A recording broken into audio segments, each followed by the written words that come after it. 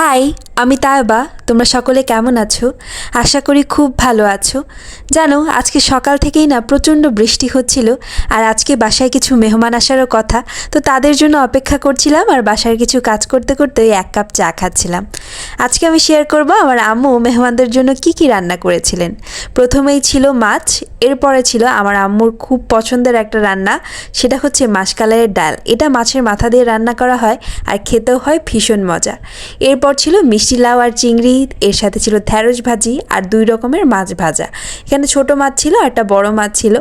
এরপরে আমার আম্মু করছিলেন ভর্তা। এটা হচ্ছে শুটকি মাছের ভর্তা। এই ভর্তাটা পাটায় বেটে করা হয়, আর এটা হয় ভীষণ মজা। এই ভর্তা দিয়ে কিন্তু অনায়াসে 1 প্লেট ভাত খাওয়া যাবে। আর ভর্তার পাশে ছিল সাদা তিল ভর্তা। এই তিল ভর্তাটা বানানো হয় মূলত পেঁয়াজ রসুন আর তিলটাকে ভেজে বেটে বানানো হয়। এর সাথে আম্মু বানাবেন রসুন ভর্তা। এই রসুন ভর্তাটা হচ্ছে আমার সবচেয়ে প্রিয় একটা ভর্তা। এই রসুন ভর্তাটা খেতেও অনেক মজা হয়। এরপরে রান্না করছিলেন পাট শাক। এই শাকটাও খেতে খুবই ভালো, আর যেহেতু আমাদের বাসায় আজকে যারা বেড়াতে আসবেন তারা একটু বয়স্ক, তাই তারা এই শাকটা খুবই পছন্দ করেছিলেন। এরপরে ছিলেন চিকেন ভুনা, এটাও খেতে খুব মজা হয়েছিল।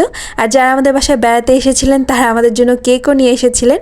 এরপরে খাওয়ার লাস্টে আমি তাদের জন্য মোমো বানিয়েছিলাম, আর চকলেট কেক আর চকলেট আইসক্রিম মিক্স করে খাচ্ছিলাম খাওয়া দাওয়া শেষে। এটা খেতে কিন্তু খুবই মজা, এর আগে আমার কখনো ট্রাই করা হয়নি, প্রথমবার খেয়েছিলাম।